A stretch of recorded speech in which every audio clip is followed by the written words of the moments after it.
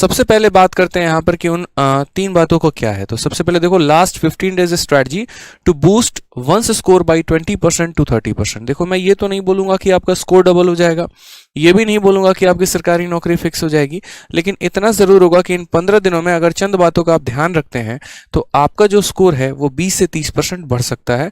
अगर आप cut off से थोड़ा सा पीछे हैं तो आप कट ऑफ से थोड़ा सा ऊपर जा सकते हैं। क्या क्या वो बातें हैं, ठीक है, वो जानते हैं। तो वीडियो को लास्ट तक देखिएगा, लाइक करिएगा और चैनल को सब्सक्राइब जरूर करिएगा। तो सबसे पहली बात यहाँ पर यह है कि देखो इन 15 दिनों में आपको क्या करना है। तो सबसे पहला पॉइंट है रिवीजन। मेरे भाई इस बात को ध्यान रखो कि जो व्यक्ति जितना ज्यादा किसी भी चीज को रिवाइज करता है ना, तो उसको उतनी ज्यादा ही वो चीजें याद होती चली जाती हैं। इसलिए मैं हमेशा कहता हूं कि मैंने अपने लाइफ में हमेशा ब्रूस ली की टेक्निक फॉलो की है कि जरूरी नहीं सफलता प्राप्त करने के लिए या फिर आपको बहुत बड़ा योद्धा होने के लिए 10,000 मूव आते हो, ठीक है। जिस पर्सन ने एक ही मूव को 10,000 बार प्रैक्टिस किया हो वो सबसे बड़ा योद्धा है। तो इसी तरीके से अगर हम यहाँ बात करते हैं तो अभी के समय में आपके पास टोटल काफ़ी ऐसे पॉइंट्स होंगे, जैसे मान लीजिए कि करंट अफेयर हो गया, वोकैबुलरी हो गया, मैथ्स हो गया, इंग्लिश हो गया, आपके जीएस हो गए। अब इन सभी विषय में आपके काफ़ी सारे बुलेट पॉइंट्स भी होंगे, काफ़ी सारे टॉपिक्स भी होंगे जो आपने पढ़ रखा होगा। इनमें से बहुत ऐसे सब्जेक्ट होंगे जिनकी आपने कोचिंग भी ली है, आपने नोट्स भी बनाए हुए हैं। तो अभी के समय में आपको 15 दिन में, लास्ट के 15 डेज में कुछ भी नया नहीं पढ़ना है, ठीक है। आपको सिर्फ और सिर्फ मेरे भाई रिवाइज करना है बहुत ही बेहतर तरीके से उन नोट्स को जो आपने पढ़ा है। चाहे आपने कहीं से पेड बैच लेकर पढ़ा है या फिर आपने कहीं से किसी की यूट्यूब क्लासेस से कवर अप किया है या आपने कहीं पर ऑफलाइन कोचिंग ली है, फर्क नहीं पड़ता। फर्क इतना पड़ता है कि आप अपने ही नोट्स को मल्टीपल टाइम्स रिवाइज करिए।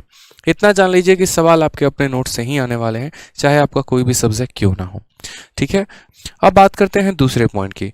तो दूसरा पॉइंट है मेरे भाई आपका मॉक टेस्ट, ठीक है। आपको भी ये बात अच्छे से पता है कि आपको इस समय अभ्यास की सबसे ज्यादा आवश्यकता है। बच्चा कहता है कि सर सवाल भूल जाते हैं, वीडियो देखते हैं तो समझ में तो आ जाता है, पेपर में हाथ कांपना शुरू हो जाता है, हमारे अटेम्प्ट कम रह जाते हैं, हमारे लिए ऐसा लगता है कि सर मतलब हमें और ज्यादा समय मिल जाए तो शायद हम सवालों को कर पाए। मेरे भाई ठीक है, ये सारी प्रॉब्लम है आपके साथ और ये बात मुझे पता है, लेकिन उन सब का सॉल्यूशन एक ही है और वो है मॉक टेस्ट, ठीक है। आप जितना ज्यादा सवालों को लगाएंगे, आप जितना ज्यादा प्रैक्टिस करेंगे, आप उतना ज्यादा मेरे भाई धारदार बनते चले जाएंगे। यूं समझ लीजिए कि आपके एक तरीके से कि हम 2 चाकू खरीद के लेके आते हैं, एक हम आपके घर में रख देते हैं और दूसरा हम जो है मान लीजिए ताज होटल में रख देते हैं। दोनों चाकू का उपयोग हो रहा है, कोई भी ऐसा नहीं है कि हाँ कहीं पे रख दिया गया है, लेकिन घर वाली चाकू को सिर्फ 3 बार यूज किया जाता है और जो होटल वाली चाकू है उसको सुबह शाम दिन रात सारा टाइम यूज किया जाता है। 10 दिन के बाद अगर आप देखेंगे ना तो जो घर वाली चाकू है वो सिर्फ उंगली काट सकती है, लेकिन होटल वाली चाकू गला काटने के बराबर हो जाएगी। क्यों? क्योंकि जिस चीज का अभ्यास जितना ज्यादा है, जिसको ज्यादा यूज में लेकर आते हैं ना, उसके अंदर शार्पनेस उतनी ज्यादा बढ़ती है, ठीक है। तो मैंने अपने लाइफ में जो सीखा है वो सबसे बड़ा कि जब आपका सिलेबस कंप्लीट हो जाता है, जब आपका कोचिंग कंप्लीट हो जाता है, तो उसके बाद सबसे ज्यादा जो मेंटर होता है ना वो ये आपका मॉक टेस्ट होता है, ठीक है। आप मॉक टेस्ट किसी भी कंपनी का ले सकते हैं, सभी बहुत बढ़िया करा रहे हैं, लेकिन मॉक टेस्ट में आप प्रीवियस ईयर के मॉक को देंगे तो सबसे ज्यादा फायदा होगा।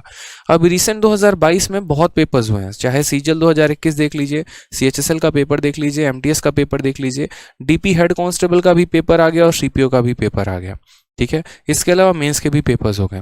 तो सिर्फ और सिर्फ 2022 में जितने भी पेपर्स आपके हुए हैं, आप उनके मॉक टेस्ट जरूर लगा कर जाइए और एक full length mock test minimum तो रखा करिए मेरे भाई। अपने तैयारी के दौरान जब लास्ट टाइम पर हमारा आया था तो कम से कम हम 7-8 8-8 मॉक टेस्ट एक एक दिन में दिया करते थे, ठीक है, क्योंकि कुछ पढ़ना होता नहीं था, सभी चीजें ऑलमोस्ट रिवाइज ही हो जाती थी। तो मुझे लगता था कि मॉक टेस्ट से बेहतर अप्रोच कुछ हो ही नहीं सकता है।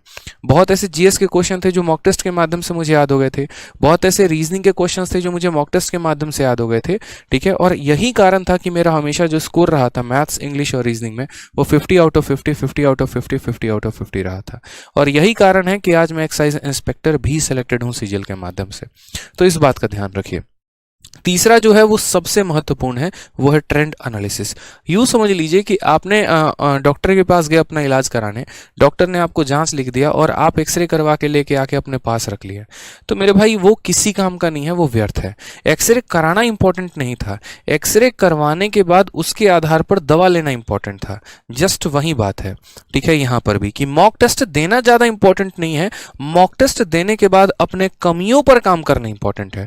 बहुत बच्चे ऐसे होते हैं मॉक टेस्ट देते हैं, अरे भाई साहब थक गए यार, अब कुछ और हो ही नहीं पाएगा हमसे, हम तो बहुत ज्यादा थक गए भाई, ठीक है, थोड़ा चलते हैं, चाय वाय पीते हैं, एकदम उतरेंगे लाइब्रेरी से। मेरे भाई ये हरकतें छोड़ दो, ठीक है।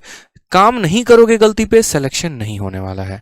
मॉक टेस्ट दिया ना, ठीक है, गलती निकली, जीएस में निकला, इंग्लिश में निकला, मैथ्स में निकला, तो काम कौन करेगा? कोई और थोड़ी करेगा, आप ही को काम करना है। तो अपने गलती पर आप ही काम करेंगे, तो उसके लिए आपको क्या करना है कि एक एक पॉइंट को ध्यान रखो।